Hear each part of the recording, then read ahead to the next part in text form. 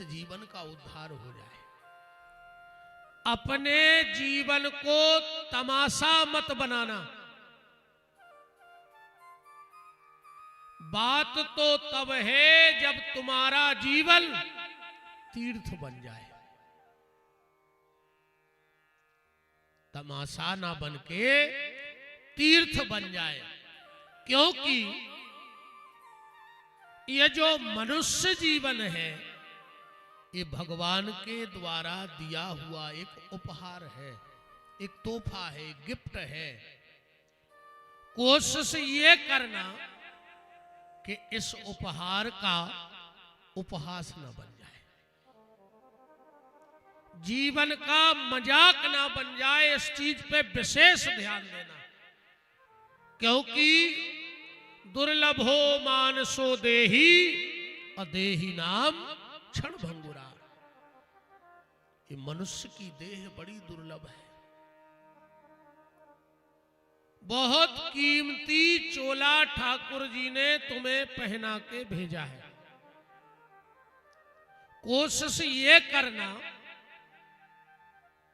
कि अगर इस मानव की चुनरी पे जो ठाकुर जी ने तुम्हें पहनाई है, अगर इसको साफ ना कर पाओ तो कोई बात नहीं है। साफ ना कर पाओ कोई बात नहीं, पर जैसी उसने दी है कम से कम वैसी लौट जाए। इसमें कोई दाग ना लग जाए, इस चीज का विशेष ख्याल रखना। और कई सिद्ध महापुरुष ऐसे हुए कि जैसा भगवान ने उनको चोला दिया वैसे का वैसा उनने ठाकुर जी को लौटा दिया। आप लोग गाते हो ना, ध्रुव पहलाद सुदामा ने ओढ़ी, ज्यों के त्यों धर दीनी चदरिया, झीनी रे झीनी।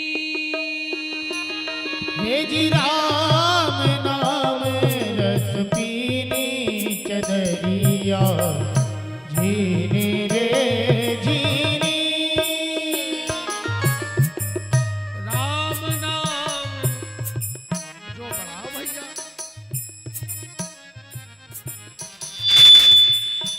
ये तना उतार दे, अब न किस सुनो रहा तो सुनो।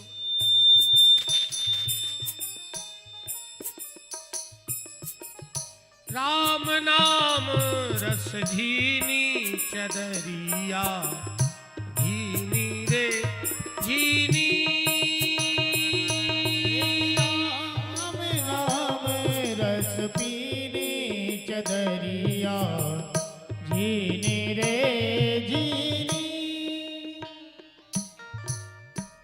तो कम से कम जैसा, पहले इको कम करो तना। राम राम श्री राधे राधे। तुम आके सुनो पहले साउंड देते।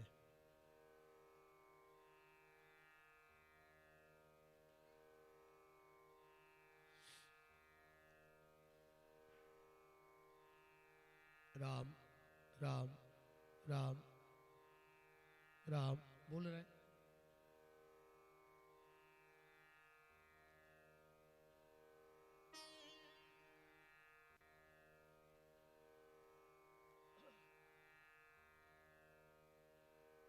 राम राम राम तना खोलो ही को। राम राम श्री राधे राम राम। और बढ़ाओ तना।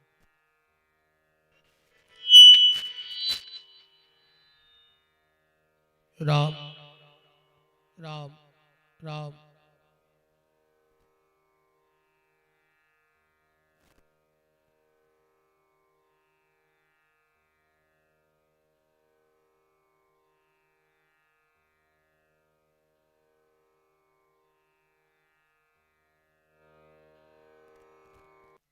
राम राम राम राम राम राम राम।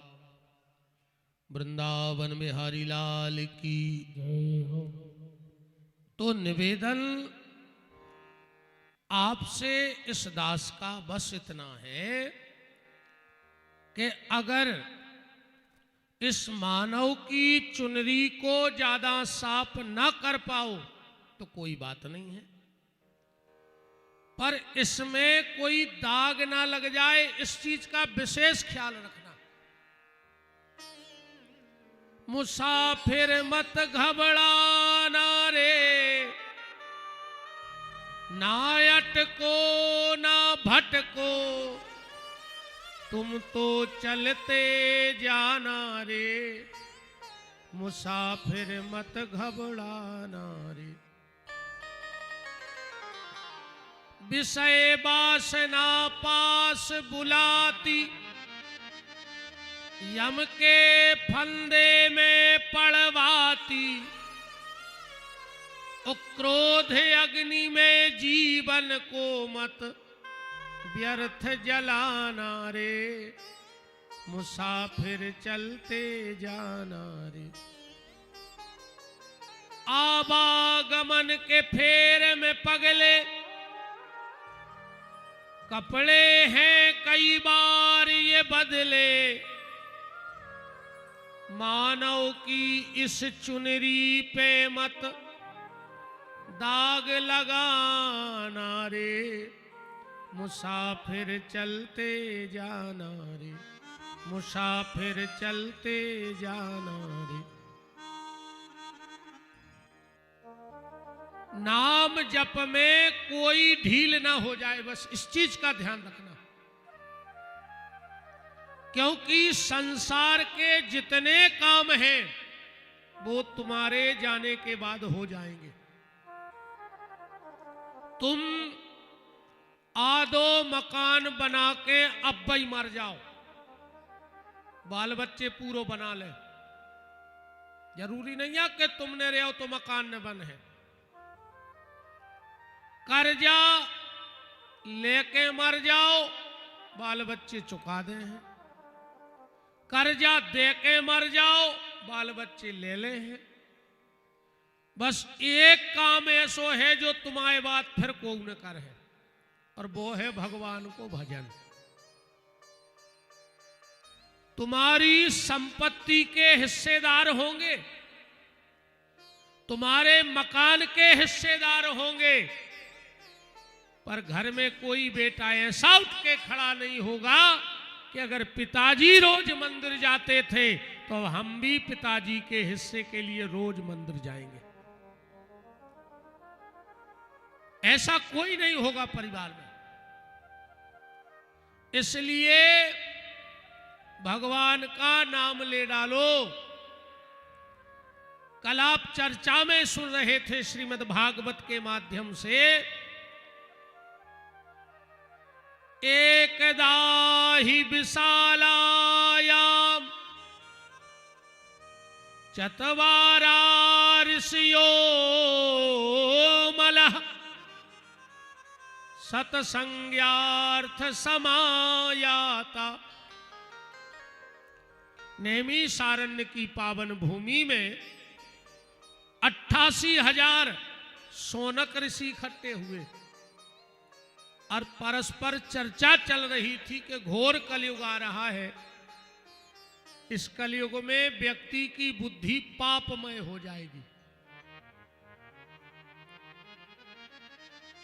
तो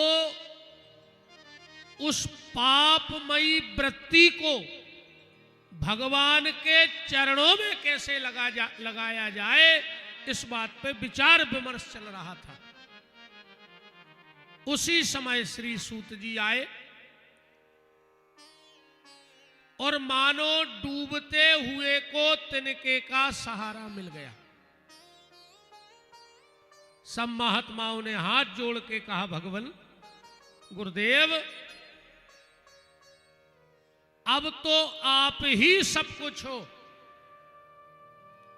और जिसने अपने जीवन की डोर गुरु के चरणों में सौंप दी, निश्चित वो गोविंद तक पहुंच जाएगा।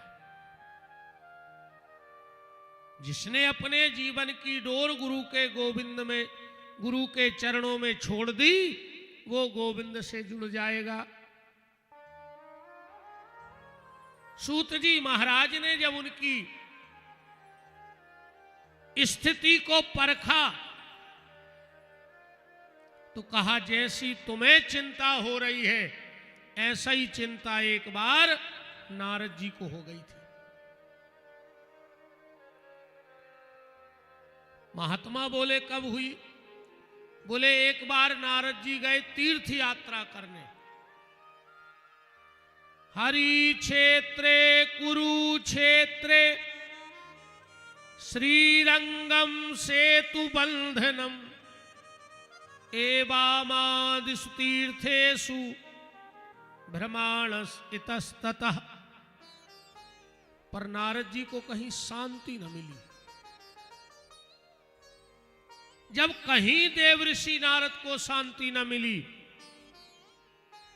तो नारद जी वृंदावन पहुंच गए, और वृंदावन में जाकर एक ऐसा चमत्कार देवऋषि नारद जी ने देखा तो वहां से सीधे पहुंचे बद्री का आश्रम, जहां पर सनक, सनंदन, सनातन और सनत कुमार चारों भाई बैठे हैं, और नारद जी को देख के कहने लगे, अहो नारद धन्योसि विरक्तानाम शिरोमणि।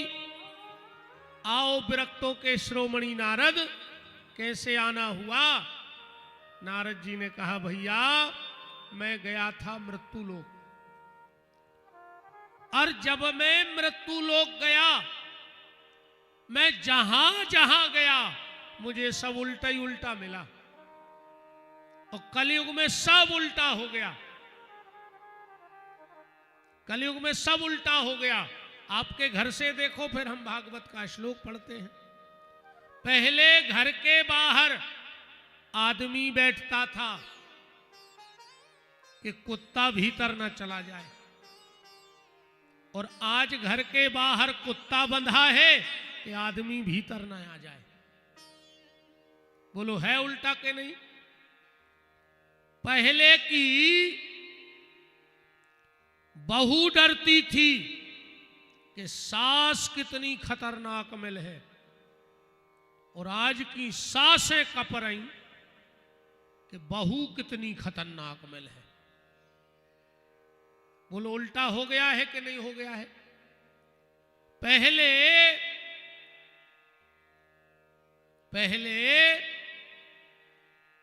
पैसा रखते थे घर में और गंदगी त्यागने जाते थे बाहर। अब पैसा रखा है बैंक में और सेप्टा टैंक है घर में।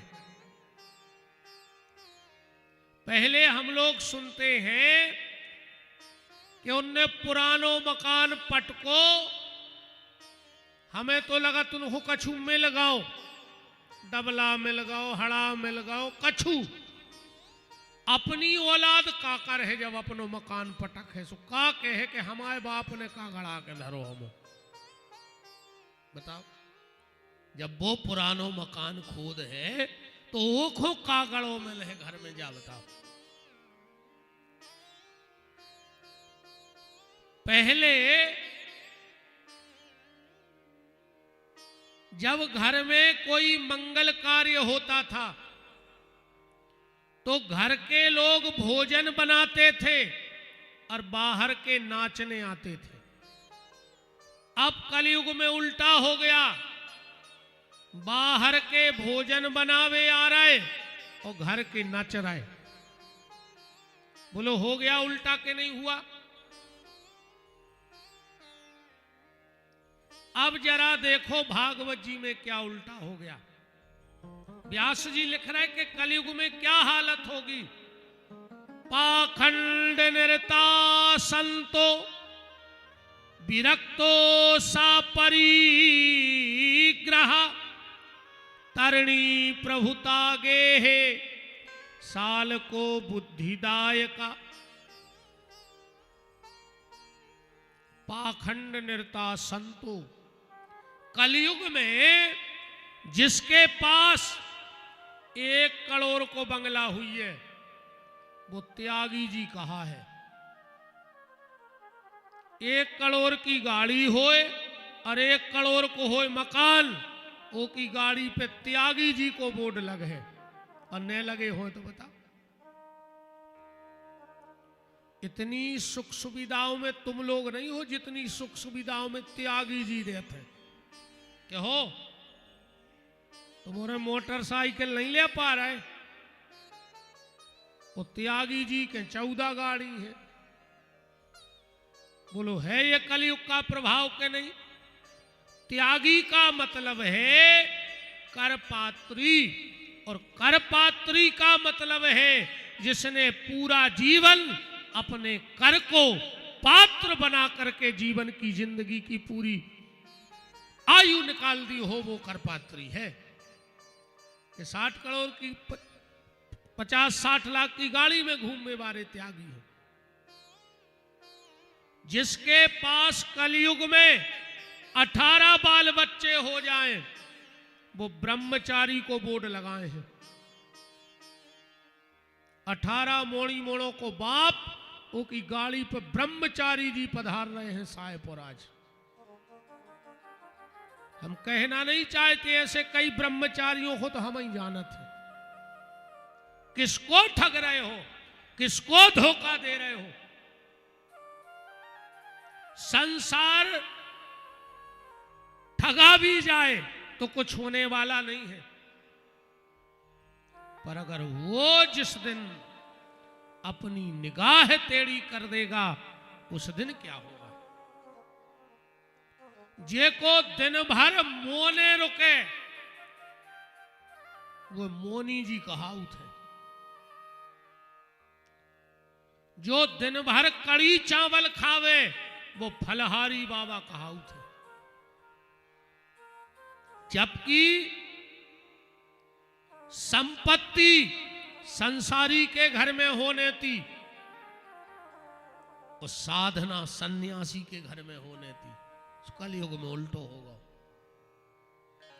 भजन पूजन संसारी ज्यादा कर रहे और संपत्ति सन्यासी ज्यादा कमा रहे। ये हो गया कलयुग में उल्टा। जबकि सर्प और संपत्ति दोनों एक से होते हैं। न सांप के पांव होते हैं और न संपत्ति के पांव होते हैं। न आज तक एक जगह सर्प रुका है और न एक जगह संपत्ति रुकी है। दोनों बिना पांव के चलते हैं। कभी कभी सर्प भी व्यक्ति के प्राण ले लेता है और कभी कभी ये संपत्ति भी व्यक्ति के प्राण ले लेती है। काम भी दोनों का एक सा है।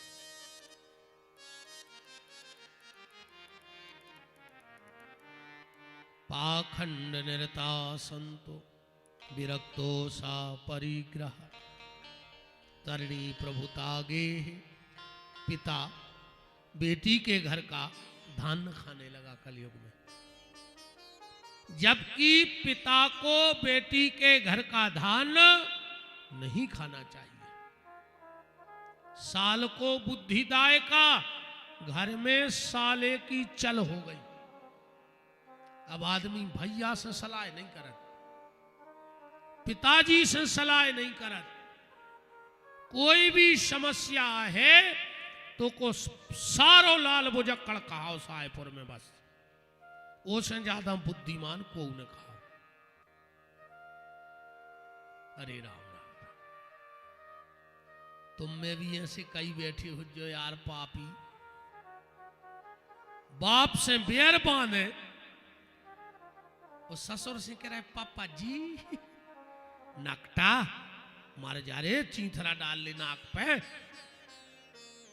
बाप से बैर बांधे, बाप से बोल नहीं रहा हूं और ससुर से कह रहा हूं पापा जी आए हैं पापा जी। अगर पिताजी को अस्पताल जाने तो तुम्हें टेम नहीं है। अगर कहूं ससुर भर्ती हो जाए तो तुम अस्पताल में कुत्ता से डरे 4 दिन से। कुत्ता या हमारी नजर में तो हमने कल ही कही थी कि सुनबे की दम हो तो यू ग्राउंड के भीतर। कल तो हमने पहले दिन के हिसाब से छोड़ दो तो हम बता रहे आज। अब वो तो कल हमने सोची पहलो दिन है हुई है।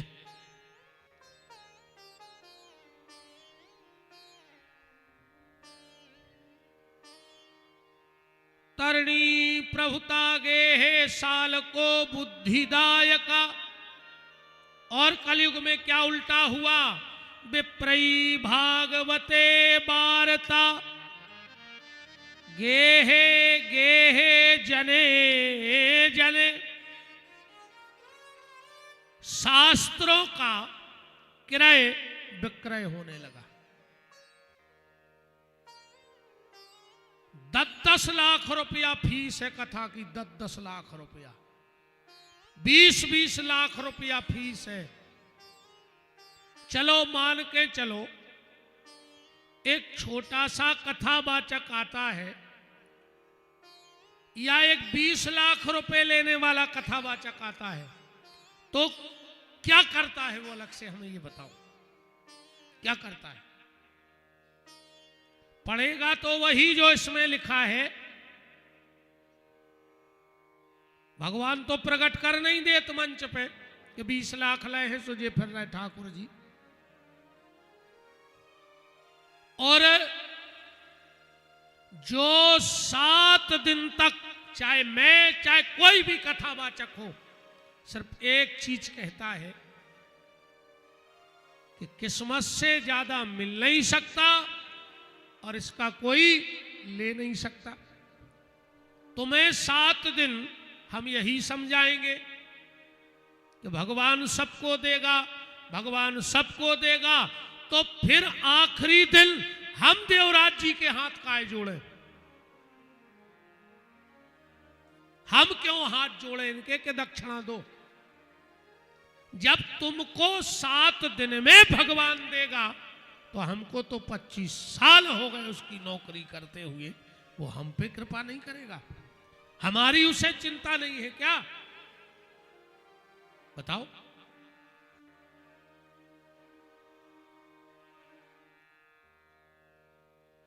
जो ब्राह्मण या कथावाचक शास्त्र का सौदा करते हैं उनको इतना पाप लगता है।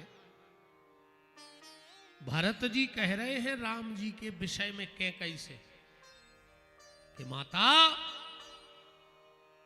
कौशल्या जी से कह रहे कि माता अगर भैया राम के बन जाने में इस भरत का हाथ हो तो मुझे इतना पाप लग जाए जितना ब्राह्मण को शास्त्र बेचने का पाप लग जाता है।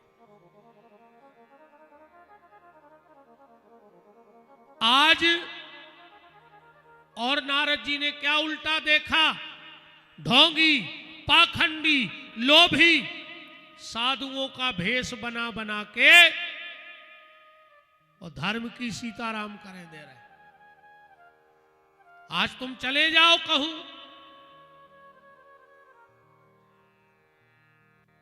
बाढ़ आ गई। मेरा निवेदन बस एक है, अगर किसी भी व्यक्ति ने ये संत का चोला पहना है तो इतनी कृपा करना कि कम से कम इस संत के भेष में कोई दाग मत लगा देना। अगर ये चोला पहना है तो, वरना उतार दो और फिर तुम्हें जो करना है करो, कोई दिक्कत नहीं है। कम से कम अपनी नहीं तो इस चोले का सम्मान रखो, ये बहुत कीमती चोला है। और एक और सुन लो हमारी तुम्हारे, जो असली संत होगा वो श्राप देगा नहीं। थोड़े से स्वार्थ के लिए वो जीवन की तपस्या को नाश नहीं करेगा। जो सच्चा संत होगा वो श्राप दे है ने, और नकली को श्राप लगत नहीं है। इनको डराइयो ने जो कुछ नहीं कर सके तुम अपनो नहीं कर पाए कछु तो तुम्हारा का रहेगा। और ऐसे अगर श्राप से मरते तो अपने सागर जिले में 500 रोज मरते। जे को 100 को ने दिया वही कहते भस्म हो जा, तुम उतना ही मर जाते। आजकल बाबा बने में टेम भी नहीं लग रहा हो।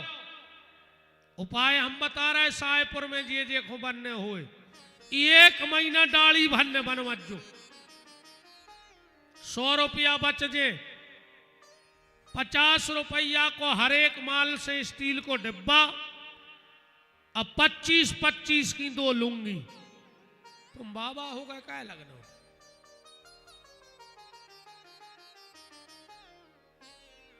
अगर ये भेष बनाया है तो कम से कम 24 घंटे में 6000 भगवान का नाम जपो, वरना ये भेष बनाने का पाप तुम्हें लग जाएगा।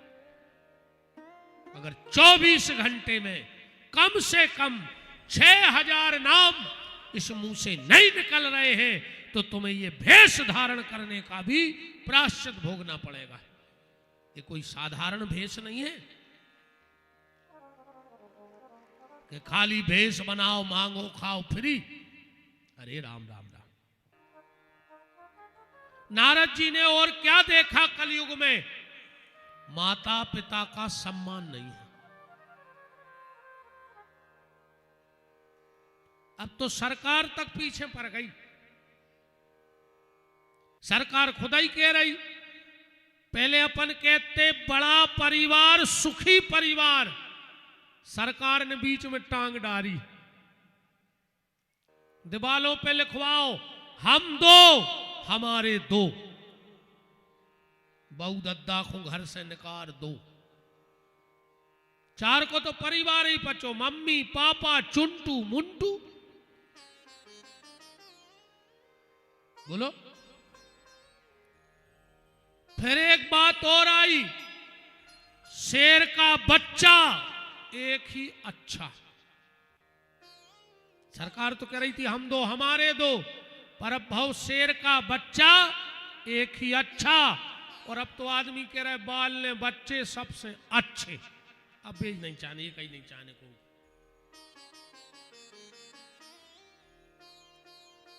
मां बाप का कोई सम्मान नहीं है। अब ये तो बैठी, अब तो इन्हीं को राज्य है, घूंघट माता हर को। पहले गाना बनो तो कि जितनी चाबी भरी राम ने उतना चले खिलौना, रोते रोते हंसना सीखो, हंसते हंसते रोना। अब जो गाना ही फेल होगा। अब तो जितनी चाबी भरी लुगाई ने, बोलो है ऐसा कि नहीं है? तुम में से 50% लोग इस पंडाल में आज ऐसे बैठे होंगे जो अपने माँ बाप से बोलते नहीं होंगे। या तो आ जाई जाके माँ बाप के पांव पड़ लियो, और न तुम्हें कोल है पंडाल के भीतर ने जो तुम जैसे पापियों ने सत्यानाश कर दी धर्म की। हम तो चेहरा नहीं देखो चाहे ऐसे आदमों के, बिल्कुल ले आइयो कल से। ये बैठी घर की सास प्यासी मर रही, वे कसेड़ी लाए दुर्गा जी के ठाणी 4 बजी रात से। दुर्गा जी नहीं जाने कि तुम कितनी बड़ी कपटन धरी। मार जाओ मुंह में कीड़ा पार के मारो हो तुम तो, चाहे उतना पाइप लगा रहा हो दुर्गा जी पे, ऐसी ने मारो हो। अरे राम।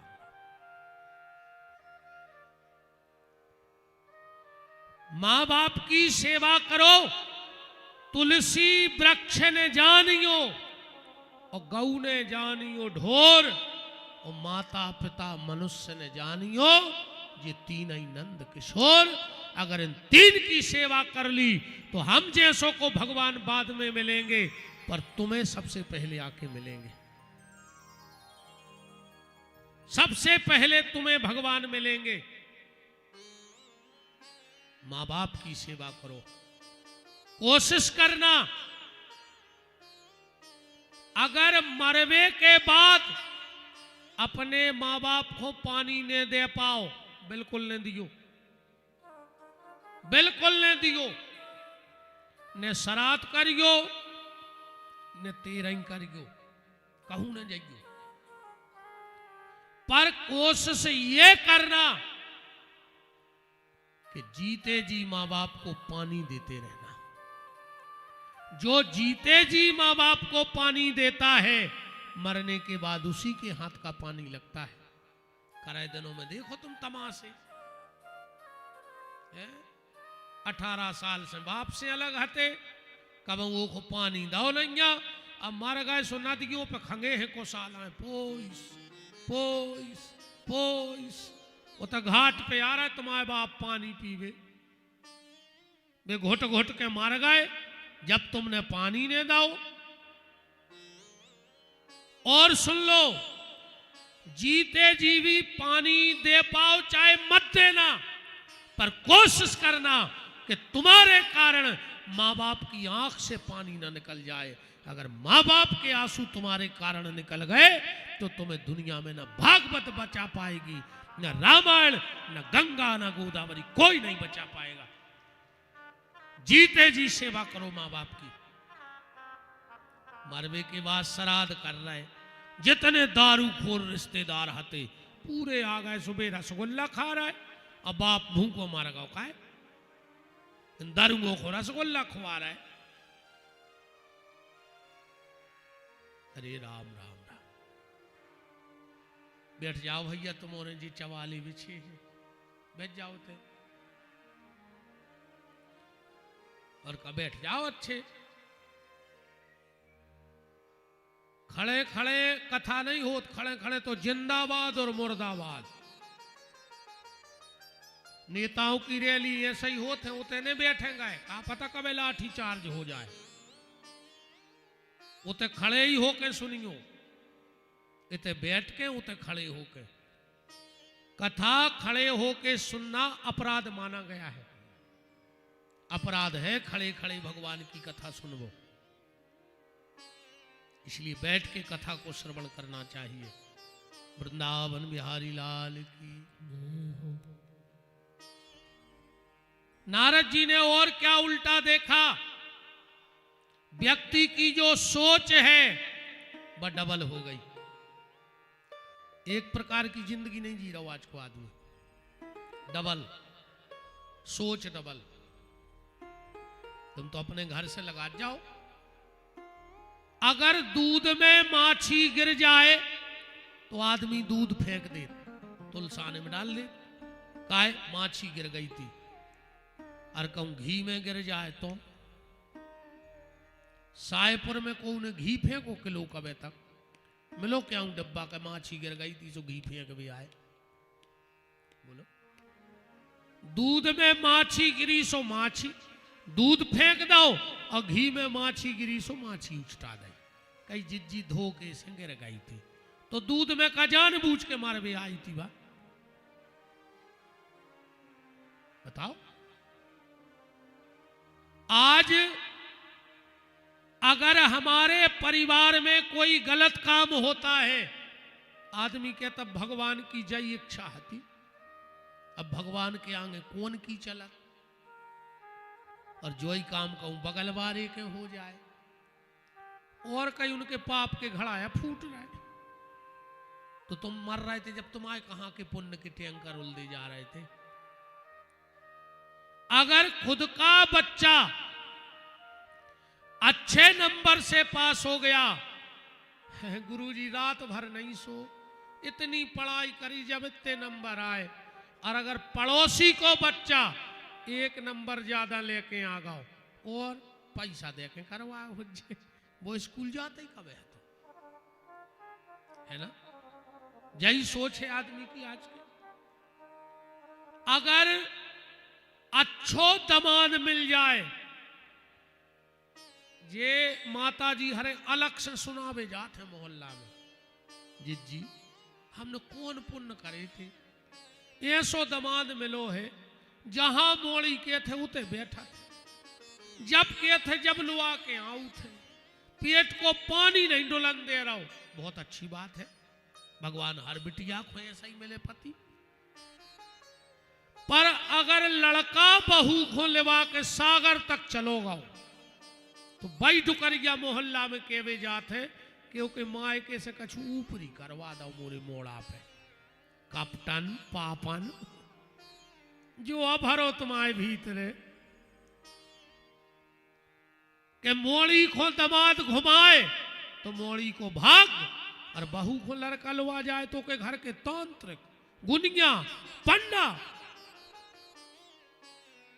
जो भाव तुम्हारा बेटी के लिए बना वो भाव बहू के लिए क्यों नहीं बन रहा है?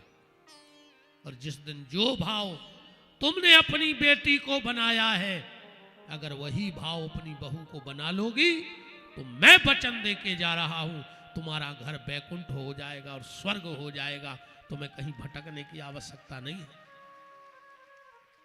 स्वर्ग बन जाएगा तुम्हारा घर, बैकुंठ बन जाएगा, गंगा गोदावरी अयोध्या वृंदावन सब तुम्हारा घर होगा। नारद जी ने कहा भैया जब वहां से मैं कहां गया, वृंदावन, मैंने भक्ति को तो युवावस्था में देखा, पर ज्ञान और भक्ति को वृद्ध देखा। मैंने बहुत उपाय किया कि ज्ञान और भक्ति, भक्ति माने आचरण, बहुत ध्यान से बात समझियो, ज्ञान में और भक्ति में कितना अंतर है, या आचरण में। एक राजा ने अपने दरबार में एक प्रश्न रखा कि मुझे ये बताओ ज्ञान बड़ा है कि व्यक्ति के आचरण बड़े हैं? पूरे दरबार में कोई इस प्रश्न का उत्तर नहीं दे पाया कि ज्ञान बड़ा है कि आचरण बड़े हैं। राजा ने अपने गुरु से कहा गुरुदेव आप मेरे इस प्रश्न का उत्तर दो, ज्ञान महान है कि आचरण महान है? राजा ने जब गुरुजी से पूछा, गुरुजी ने कहा राजन मुझे 5 दिन का टाइम दे दो, बस 5 दिन में मैं तुम्हें बता दूंगा कि ज्ञान बड़ा है कि आचरण बड़े हैं। राजा ने कहा ठीक गुरुदेव, हम 5वें दिन का इंतजार करेंगे। गुरुजी वहां से निकले। अब राजा के गुरु सब जानते थे, सीधा जहां खजाना रखा था वहां चले गए। वहां जो चौकीदार लगे थे उनके सामने एक सिक्का उठाया, जेब में रखा और घर आ गए। पहले दिन तो सिपाही ने कुछ नहीं कहा कि राजा के गुरुजी हैं, होगी कोई आवश्यकता, एक सिक्का ले गए। गुरुजी दूसरे दिन गए और मुट्ठी भर के सिक्के उठाए, जेब में डाले और घर आ गए।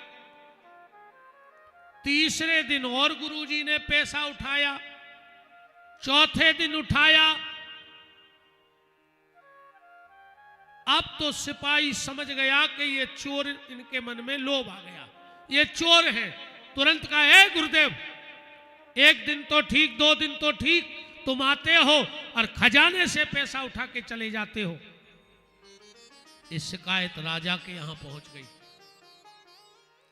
और जब राजा के यहां शिकायत पहुंची, राजा ने, अब गुरुजी हैं, ज्यादा तो कुछ कह नहीं सकते।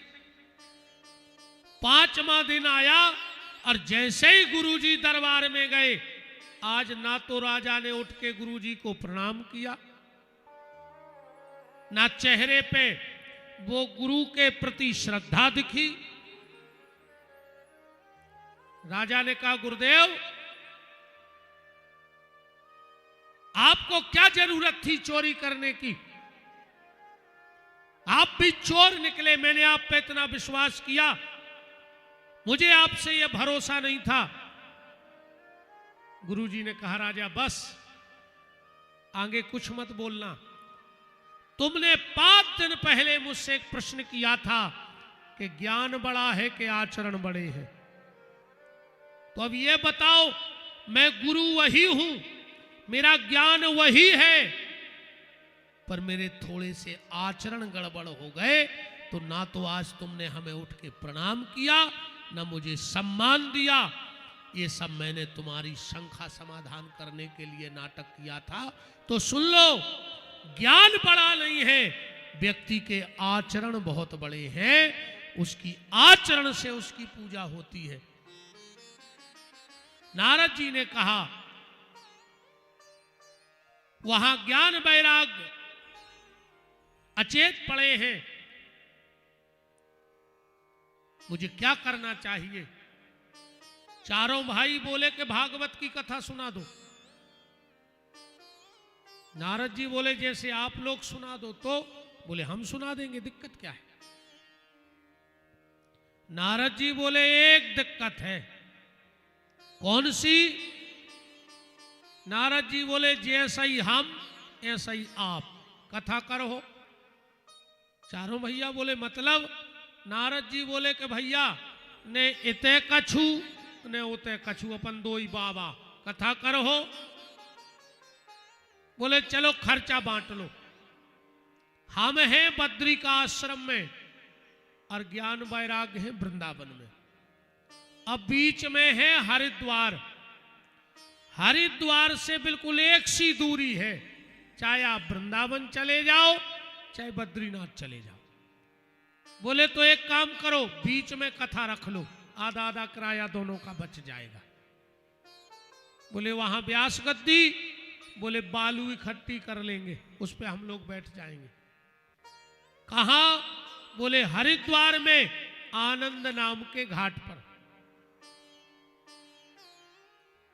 चारों भाई आ गए, 4 मंचें बनाई गई, नारद जी बैठ गए।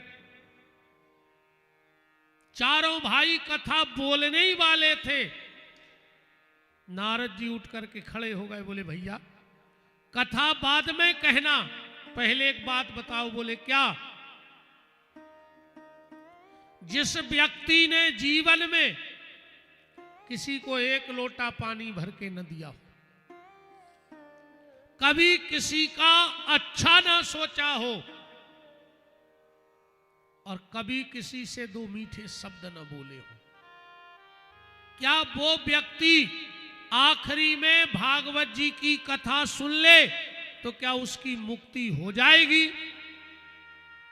चारों भैया बोले, नारद बात तो बहुत अच्छी पूछी है तुमने, तो सुनो। वैसे अपने ते को नियम है,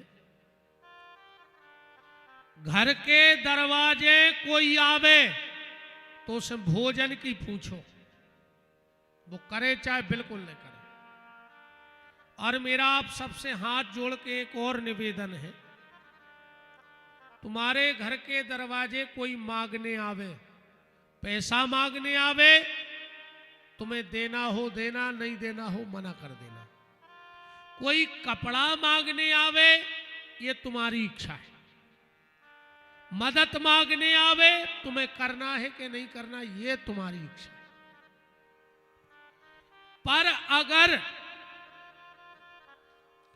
तुम्हारे घर के दरवाजे अगर कोई तुमसे रोटी मांगने आ जाए, वो ये कहे कि हमें 2 रोटी दे दो, हमें बहुत भूख लगी है, तो चाहे तुम भूखे रह लेना एक दिन, अपने हिस्से की भी रोटी उस व्यक्ति को अपने दरवाजे बिठा के खिला देना।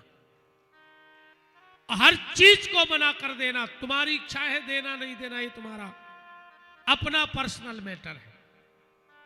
पर अगर तुम्हारे दरवाजे कोई रोटी मांगे तो 2 रोटी और 1 लोटा जल का साथ में लाना और कहना भैया यहीं बैठ के खा लो और यहीं पानी पी लो। क्योंकि अगर रोटी मांगने वाला तुम्हारे घर के दरवाजे से भूखा चला गया तो समझ लेना उस दिन तक के सारे सत्कर्म तुम्हारे नष्ट हो गए, तुम्हारे हाथ में कुछ नहीं रहा। भूखा व्यक्ति घर से नहीं लौटना चाहिए तुम्हारे। अन्नदान सबसे बड़ा दान है। मान के चलो किसी भी दान में संतुष्टि नहीं है, कोनो भी दान में संतुष्टि नहीं है। परसों आखिरी दिन 3 तारीख को जब हम जाएंगे, देवराज जी या भार्गव जी हमें पूरा गड़ा कोटा भी लिख देवे तो भी हमें संतुष्टि ने कहा ही। तुम तो पूरा गड़ा कोटा रहली विधानसभा लिख दिया हमें, फिर हमें सागर चाहे ले, सागर मिल जाए तो हमें भोपाल चाहे ले, भोपाल मिल जाए तो हमें दिल्ली चाहे ले, दिल्ली के बाद बंबई चाहे ले और बंबई भी मिल जाए तो अमेरिका चाहे ले। संतुष्टि है ही नहीं है। तुम किसी को भी कितना महंगा कपड़ा दान कर दो, संतुष्टि नहीं है। तुम हमें 50,000 के कपड़ा भी ले आइयो विदाई में तो हमें लगे यार अध्यक्ष आए 55,000 के लिए आते तो और अच्छे रहते। तुम 60 के ले आओ हमारी 65 की इच्छा हो जाए, तुम 1 लाख के ले आओ हमारी 5 लाख की इच्छा हो जाए। इच्छा है, इंसान है। तुम किसी को सोना दान कर दो, ओके मन में आ है यार 20,000 की अंगूठी दई 10 और मिला देते 500 मोटो हो जाते, उते भी संतुष्टि नहीं है। पर अन्नदान इसलिए दानों का राजा है क्योंकि उसमें संतुष्टि है। हम किसी के घर भोजन करेंगे तो ही तो खे हैं जितो पेट में बने। हम जा तो सोचने के 4 रोटी हम सवेरे को धल लेते। इसलिए अन्नदान को महादान कहा गया है। और देखना जो गेहूं का दाना है वो में बीच में एक लकीर है, और कौन वन में ऐसो नहीं है, पर गेहूं ऐसो लगे जैसे 2 टुकड़ा जोड़ दे हो। मतलब भगवान ने भी वहां से संकेत दे के भेजा है कि एक गेहूं का जो दाना है इसमें आधा आधा है, आधा तेरा हिस्सा है और आधा तेरे जो दरवाजे पे भूखा जाए उसका हिस्सा है। इसलिए उसमें भी लकीर बनी है। तो घर के दरवाजे कोई आए भोजन की जरूर पूछो, वो करे न करे, न पूछ पाओ तो पानी की पूछियो तो पानी पियो। हम कहते ते में दिक्कत होए तो उसे बैठवे की कहियो कि बैठो, इतो भी न कर पाओ तो उसे 2 मीठे शब्द बोल दियो। को दरवाजे आए 2 शब्द प्यार से, इतो भी न कर पाओ तो खुद देख के तन्नक नेचे के ओंठ की मुस्कुराहट मार दियो। तुम्हारे घर के दरवाजे कोई आए तो नेचे के ओंठ की मुस्कुराहट मार दियो अकेली। काका करने अपन को भोजन की पूछने, न पूछ पाओ तो पानी की पूछियो, न पूछ पाओ तो बैठवे की कहियो, न कह पाओ तो 2 मीठे शब्द बोलियो, न बोल पाओ तो नेचे की ओंठ की मुस्कुराहट मारियो। और कहूँ इतो न कर पाओ तो जहां ये सायपुर में पानी की टंकी बनी हुई है, रात में 12 बजे सीधे ऊपर चढ़ियो और मूड़ के भरे ऐसे गिरियो कि तुम्हारी खपरिया पट जाए और तुम कल सायपुर में मरे मिलो हो। काय खो जी रहा है फिर हमें क्या बताओ।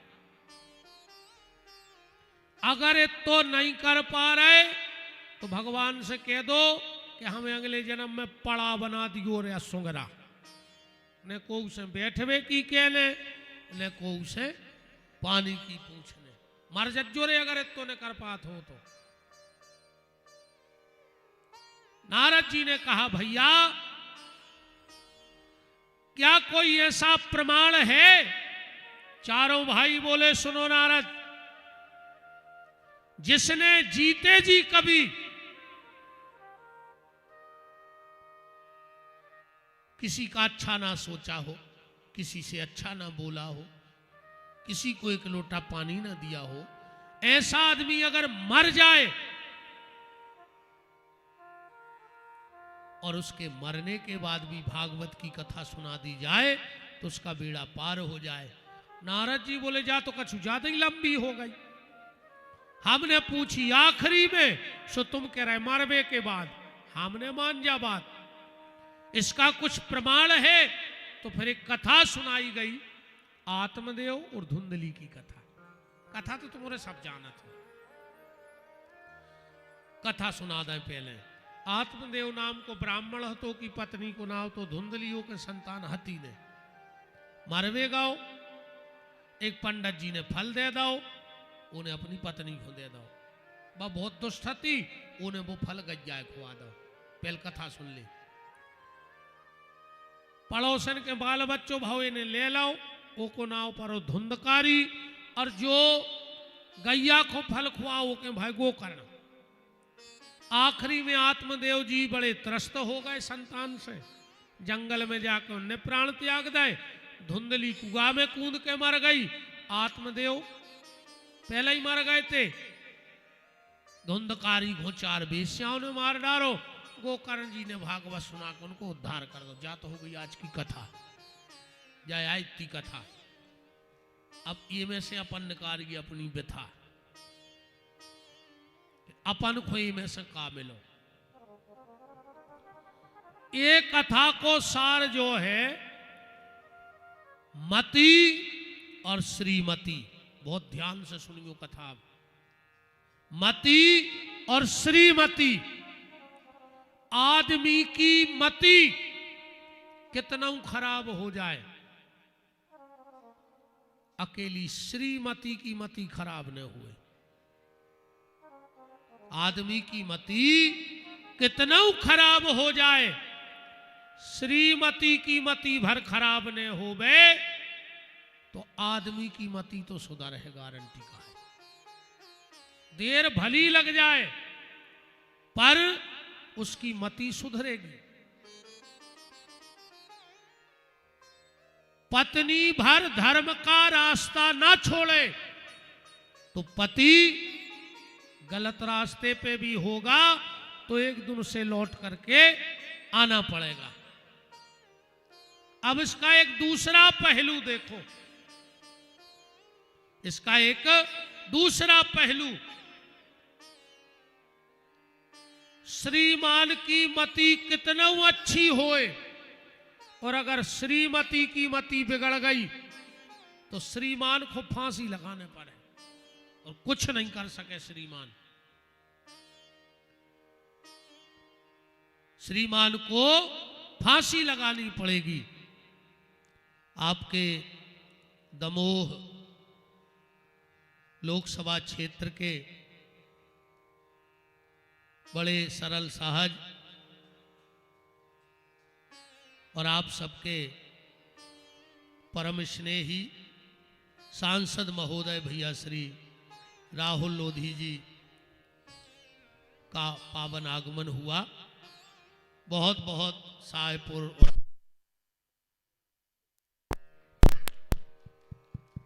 राम राम।